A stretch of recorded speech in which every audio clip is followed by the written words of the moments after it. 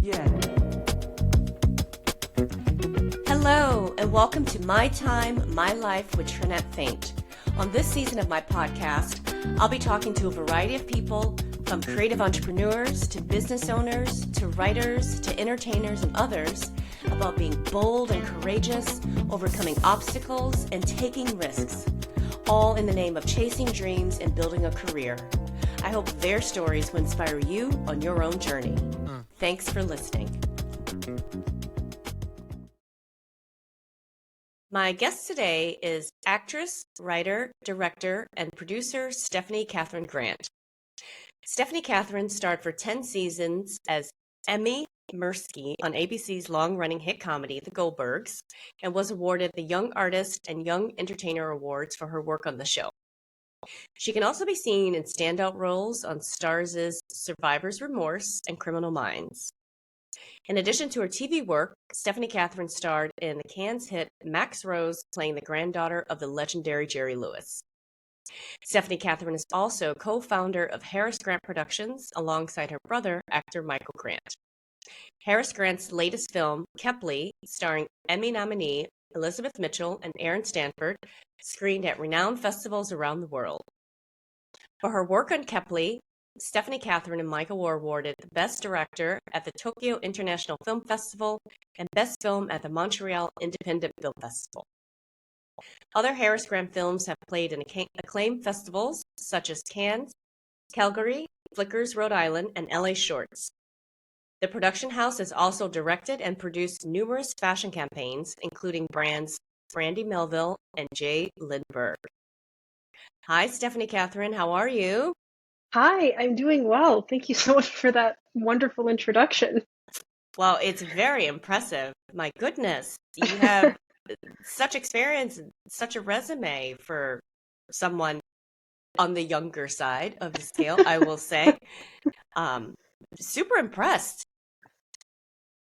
Thank you. I try and be humble about it. I don't like to ever, I don't usually think to myself, oh my goodness, I've done this or that. I just kind of try and keep taking the next step. I like that. So tell us, when did you begin your acting career? So I started at a pretty young age. I started around the age of 9, was when my family, and of course my mom and myself and my brother Michael moved to LA. But before that, I was in, local acting classes back home. And, we came out for a few months just to sort of try and see what would happen. And Yep. My mom immediately put us in acting classes because, she knew that we needed to be, trained properly. And then we had Right. several agency meetings and, ended up getting an agent pretty soon, almost right off the bat. And then booked my first guest star on Criminal Minds pretty soon after that and got my SAG card. And then it was just That's amazing. it was just kind of progressed really naturally from there ever since. And where is back home? Where did you all move from? Tennessee. Tennessee. Okay. Yeah. How on earth did you convince your mother, you and your brother, to pick up at such a young age and move to California? It wasn't That's some great acting right there. I can't take full credit. It wasn't all me. And it was initially we were supposed to come for 3 months. That was it. It was we're gonna come for 3 months, go back by the end of the year. It was September 2009. We were gonna go back by the end of the year, just see what happens. Okay, nice experience. Okay, we did it, went to LA. But it was actually more of my brother. He's among being a very accomplished actor and director, he's also he grew up as a concert pianist. Okay. And so he was actually referred by the professor that he was studying with back on the East Coast to USC. Okay. And so it kind of was a natural kind of inflection point for us to come. And, it was kind of, if he didn't have that referral, I don't think we would have maybe come at the time that we did, maybe later. Well, your life could have taken a completely different turn had you not come when you came. I mean, it sounds like your timing was spot on. You got into those classes and you found representation straight away and got booked. That is stratospheric compared to what a lot of people who come to LA go through. So Yeah, kudos, kudos.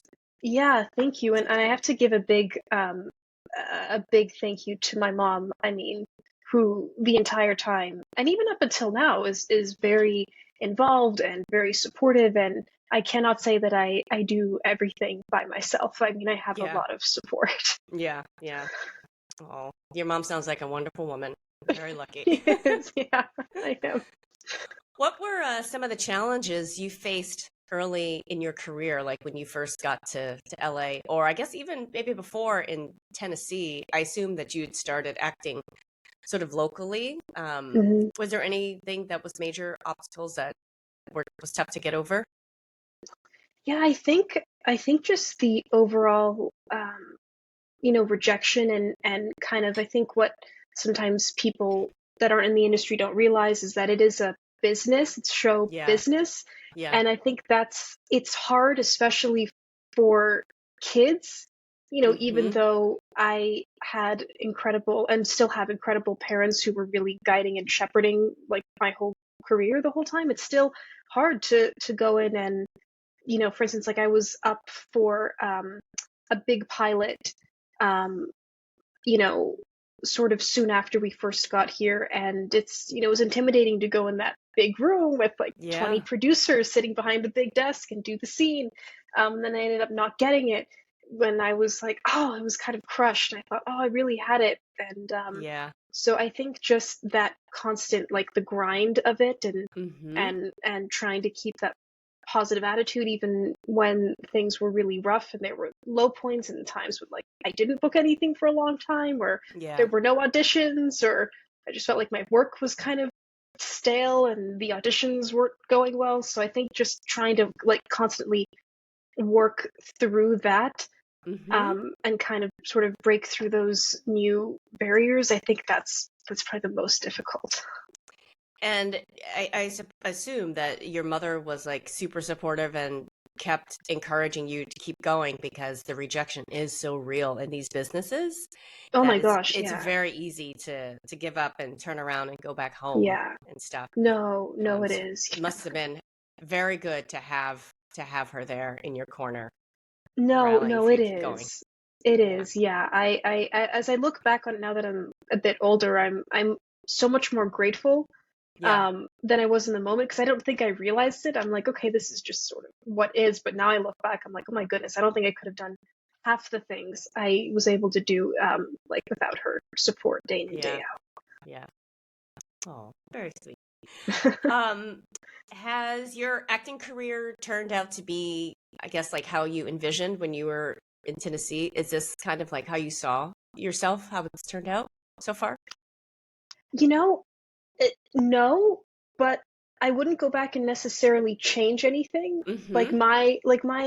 I was a big, big, big Hannah Montana fan. That was Yeah. just my show. I wanted to be Miley. I was just so into Miley Cyrus and the show, um, and that was actually sort of part of how um, the journey began. That we came to LA is that my dad was doing some research and he found Miley's vocal coach in Nashville, and he said to my mom, "Oh, she's having this big seminar. You should take Stephanie Catherine and go and Mm-hmm. just see her, meet her."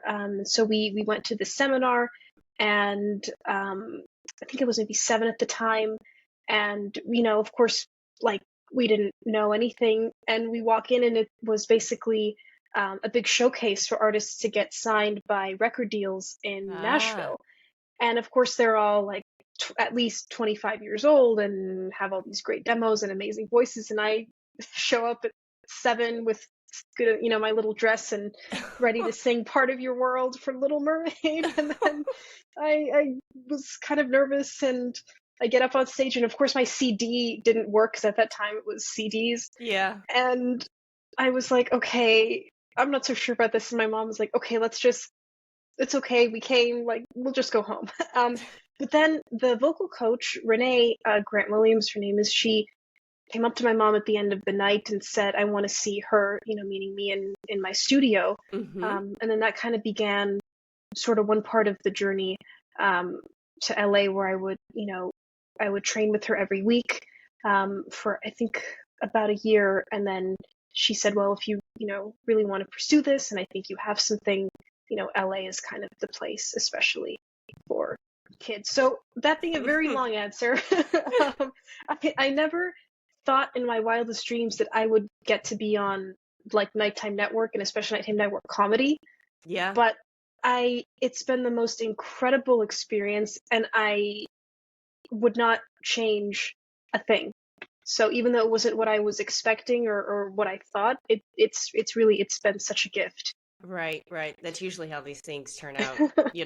It's Yeah. an amazing experience, but you end up like kind of in some other space than you thought, but all Right. still like super rewarding stuff. Yeah, absolutely. When did you form your production company with your brother? So we started HarisGrant in 2015. Okay.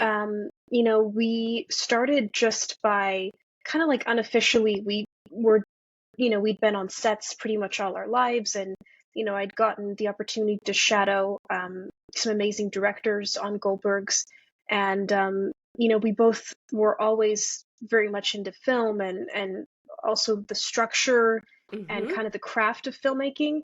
And so we just started with our own little, kind of putting ourselves through kind of a mini film school, I guess, just on our own with film study and different cameras and making our own little like short films, just him and I at home, that kind of thing. And then in 2015, we came up with this idea for a short film. It's kind of like neo-noir, psychological thriller kind of short film. And, we said to each other, we're like, okay, well, if we're going to do this, let's do this professionally and, legitimately, like, let's actually make a short film, not just something off an iPhone. And so we kind of took the leap and made the short film, and we cast actors, and Michael got, his filmmaker friends, our amazing DP, and kind of got a whole crew together, and we shot it over the course of one weekend in LA. Wow. And then we just kind of sent it out to basically every festival that we could think of, not really expecting anything.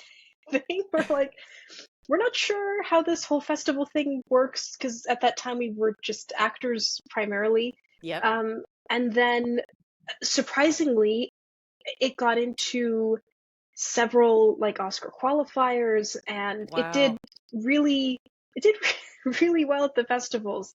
And we were kind of surprised, but then we said, okay, I think maybe we can actually do this, like legitimately, alongside being actors. So that kind of gave us the confidence to go forward and sort of start the company in earnest and direct and write. Did you guys write it together, or was one of you the principal writer on it? Okay. Yeah. Okay. And how was that process like actually creating the story together with someone? Because as a screenwriter myself, I think I would have a hard time like expressing what's in my head to someone, and trusting them to sort of capture that. But it's pretty amazing that you and your brother were able to write that together. Yeah, I think you kind of hit the nail on the head. I think it is such a level of trust and kind of like mutual understanding that we have, because when we came to LA, I was 9 and he was 14, and so we both have sort of gone through similar experiences growing up in the industry and on shows, and experiencing the highs and also low points of the business. And so there's really kind of like an understanding and camaraderie between the two of us. And there's also just, I think, like a brutal honesty that I really appreciate, that I don't think I could, like, I wouldn't feel comfortable being that honest with someone that I didn't know as well as my own brother, because like he has no problem saying to me like that idea was horrible, never write that again. He's and not like going me, to tell vice you versa. what you want to hear. He's going to tell you but the he's truth. going to say the truth. And I have no problem saying like, Michael, that was horrendous, like that was stupid, that kind of thing. Even though I might like fight back in the moment, I know that he's probably right and that was a stupid idea.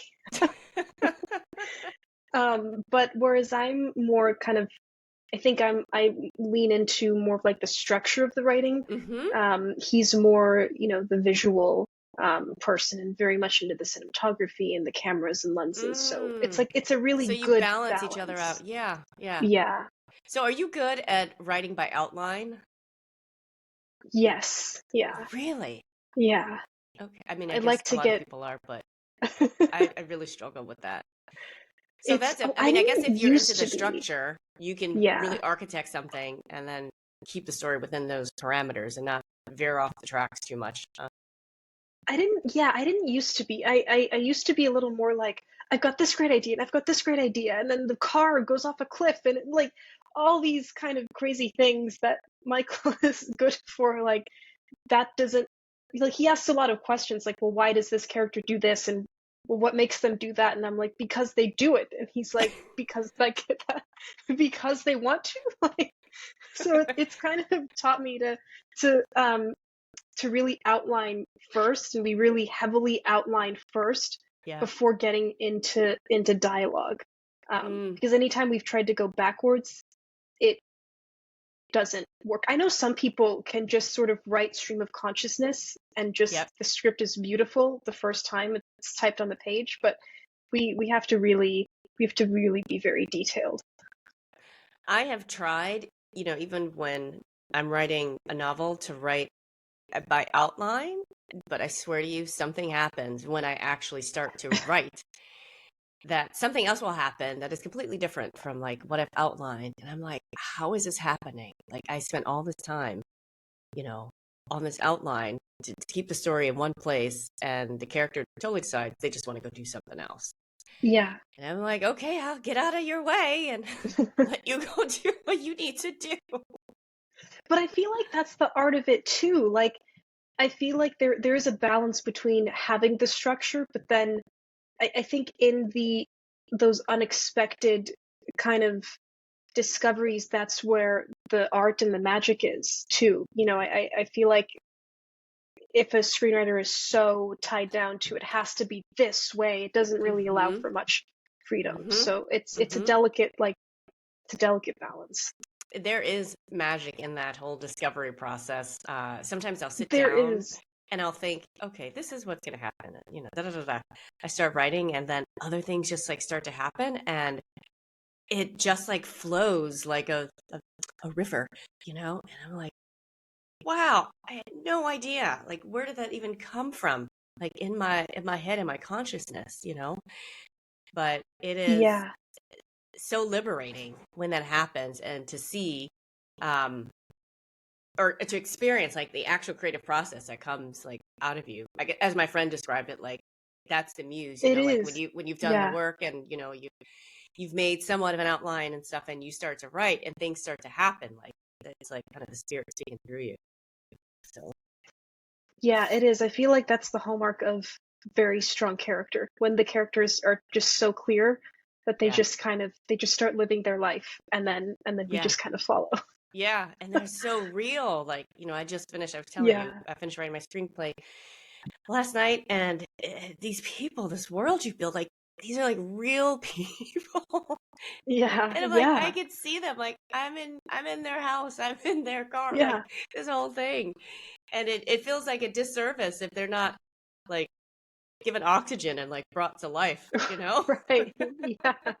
I had a really wonderful acting teacher several years ago, and she kind of put like character work in a way that I'd never thought of before, but it was such a kind of light bulb moment. And she's like, our goal is from the acting perspective, but I think it applies to writing too. She's like, is to create a walking, talking human being.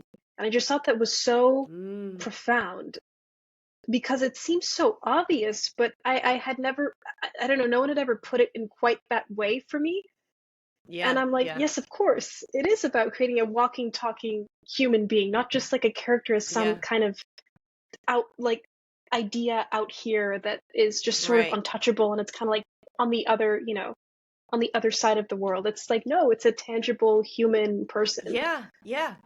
And really making these people so multidimensional. Like, if you write something and whoever's reading it's like, well, why this or why that or something, and like creating all their motivations and like their backstories and their lives, and then you think about it, you're like, oh, wait a minute, like I do things like motivated by XYZ, whatever Right. is in my Yeah. life, and to create those fully formed people really does bring the story to life, and it's so much more challenging than I think people think Yeah. it is.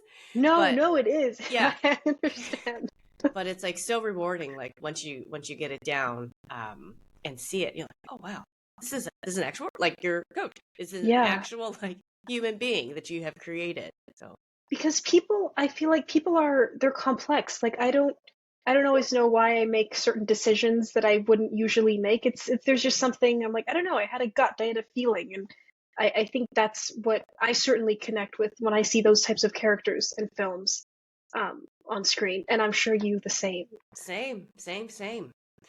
Since you do a bit of everything, do you have like any preferences? Do you prefer acting, producing, or directing, or are they all equally as joyful, I guess, for you?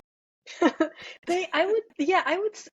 They're all joyful, and I don't mean that to be kind of like a cop out answer, but they really are. But I feel like I go through phases where I focus more heavily on one than the other, Mm-hmm. and so I feel like it's a constant kind of cycle through. I feel like I'm not always doing all all of them all at the same time at full force. I feel like there's Yeah. times when I'm fully just immersed on the acting side of things and I'm Mm-hmm. working really heavily on a certain project with that, and like the directing and writing that's kind of taking a back seat, like we're developing something, or in the run up to filming one of our projects, it's just like full on director, producer, writer mode, getting Yeah. everything set and doing all those rewrites and making sure every detail is in its proper place. So I feel like there's kind of a constant rotation Yeah. between them all, and it kind of always keeps me busy with one of the things if something else is kind of taking a bit of a backseat, which I do enjoy. It keeps things Yeah. interesting. Yeah. Never bored. That is for I'm sure. not bored. How do you stay motivated in such a fickle business? Like what drives you to keep going? I think the work, honestly, Mm-hmm. especially, and it is tiring. I will say that it's certainly hard work, and it's not easy to kind of keep powering through every day and keeping the momentum going, Yeah. especially in between projects. But I will say, Michael and I both, we have a really strong desire just to keep um, creating excellent projects and really creating great work, and also growing ourselves personally and collectively, just in our process and in the stories we want to make. So I think you know I also try and listen to where my mind and body are at as well, and if I Mm. need to take a little bit of a break.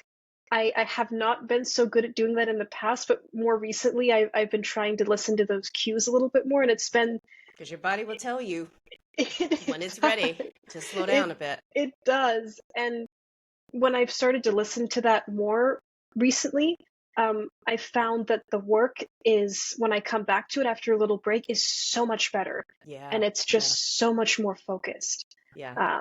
Yeah, It's important to wind down every now and then. That is it for is. sure. Tell me, Stephanie Catherine, what are you reading right now? I mean, I'm sure you're always reading scripts, but what else are you reading? I am actually not.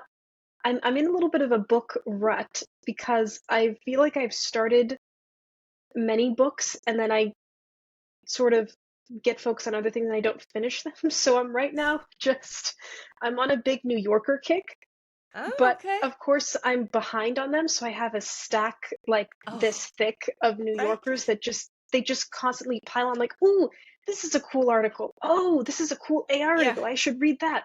And then I kind of thumb them down, and then they just keep stacking up. So And they come so that's quickly, don't they? You go to the they mailbox and do. you're like, I, I haven't even been able to open the last one. Here's another one. Exactly right. They come Yeah. so quickly. Yeah. Yeah. It makes me feel like I'm losing you know? It does. I don't know who can. I really applaud anybody that keeps up with the New Yorkers No. every week. I mean, honestly, I don't know how they do it. They must have a lot of time because Yeah, some of the yeah. articles are kind of long. They're very long. A trick that I have implemented with the New Yorker specifically is just finding one article in each Yeah, issue that I would want to read. That that's takes smart. Yeah. a lot of the pressure off, because previously, I was trying to get through, let's say, 4 of them, right? It was Yeah. so many, and I just couldn't do it. And I just felt Yeah. like a loser, It's like, oh, there's another one I'm not getting through, let me just read the cartoons, right? Yeah. But No, the best part though, I always try and come up with my own like quotes for yeah, the ones that it's like, oh, submit your caption. And it's like the one that was from 3 months ago. I submitted one of those once. I thought it was very good. If anybody from the New Yorker is listening, I'm very disappointed you guys didn't reach out. It was it was one of a man, and he looked like he was pregnant, Oh, and caption this sort of thing. This yeah, was probably like 10 years ago. yeah. And my caption was, it's called the Fatkins without the guilt, or something, like the Atkins diet, but like the fat. That's pretty funny, actually. I can see I that being know, one of the it top is. three. Yeah, it was good, and I had thought about that for like a long time, and I was so confident. I was like, "Oh, this is definitely gonna be." I got nothing. No. That would be one of my dreams. Just, I mean, unrelated to anything, is just to be one of like the top three finalists picked for one of those weekly cartoons. That would be really cool. Yeah, and the ones that win, you're like, "Wow, that's good. They That is are good." good. They Yeah. are good. I don't know how people think of this stuff sometimes. I don't know. Yeah. Yeah. I'm jealous. I'm jealous too. So. Well, take pressure off yourself. Try to get through one article and start Yeah, there. one at a time. I think the last one that I read was from probably May of this year, which I know everyone's like, it's December. I'm like, I know. I know. Well, back in the day when I used to be able to read them much more quickly, I was living in New York and I was on the subway all the time. And Oh, that was yeah. great because it's like such a great, Yeah. huge way to pass the time. And this was before, everybody was on their phones so much and distracted by other things like podcasts. So Yeah. That's such an informative way to pass the time too. Like you're not just staring at Instagram, you're actually reading. yeah, yeah. What piece of music inspires you? Oh my goodness, that's such a good question. There's so many. I mean, I'm a huge jazz person. I love John Coltrane and Miles Davis, and I mean, I'm just big into jazz. So I feel like anytime I want to get inspired, there's oh my goodness, what is the name of it? I think it's called In a Sentimental Mood, and I think it's Duke Ellington and Yeah. I think John Coltrane.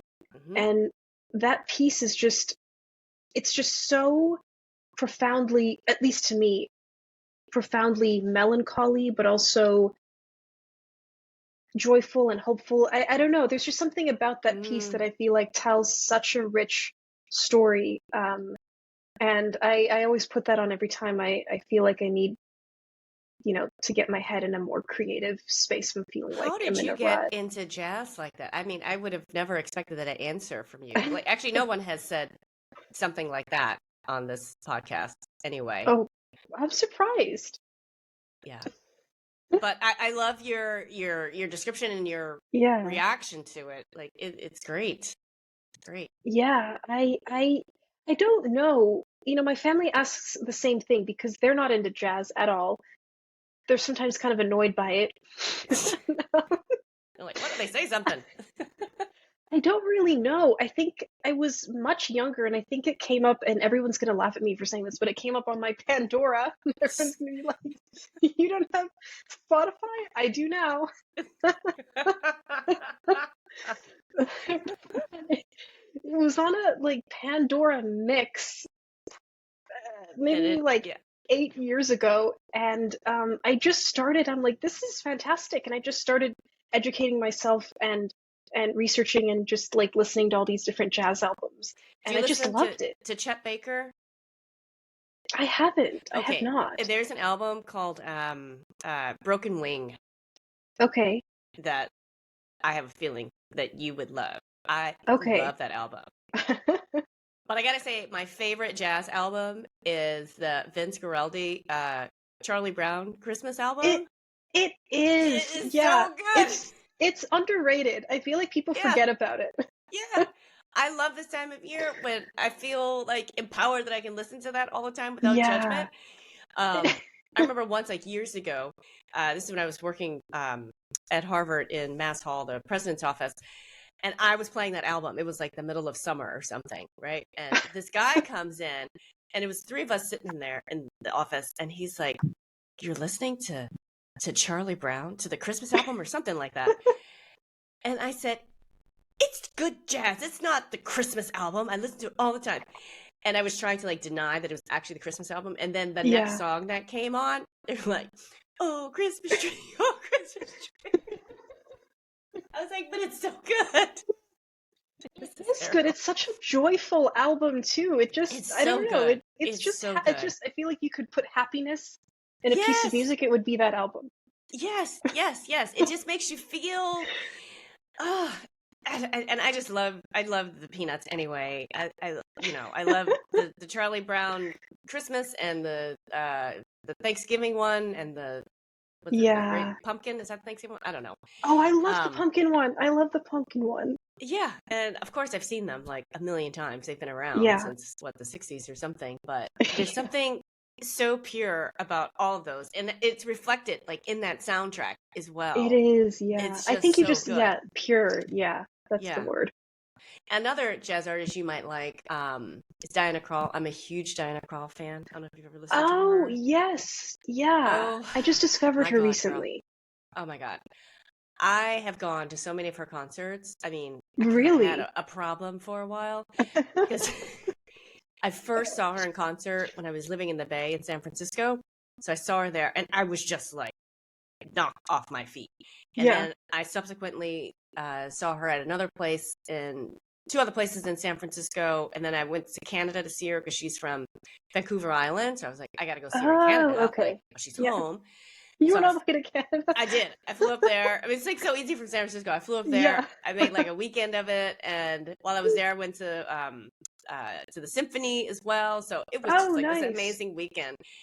And I recently saw her. I guess this was last year in Chicago. She was playing, so I've probably seen her like I don't know, like maybe 7 times. And I'm tempted. You are a committed fan. Yeah, I would love to go. She plays this festival like in Bali or something, and I thought about like trying to do that. I mean, I haven't done that yet, obviously, but like my next one, maybe if she's playing in Paris, I would love to do that. Oh, that would be amazing. Oh, yeah, she's so good, and she has a good Christmas jazz album. And normally, I do not like Christmas music. The only Christmas music I can stand is the Charlie Brown one we talked about, Right. and a couple of like old school ones from my youth. But this Christmas album of hers, it's not even new. It's probably like a decade old or something, but it's so good. It's so good. I have it on vinyl here, and I just like listen to it. Yeah.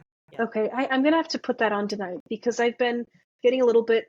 I mean, they're great songs, but I've been getting a little bit sick and tired of the same "Rocking Around the Christmas Tree" and just the same 10 songs every Whole Foods and Trader Joe's and CVS kind of plays on loop. I feel like I want a little variety, so I'm definitely going to check that out. I'm going to send you the link so you can get the right song, the right album.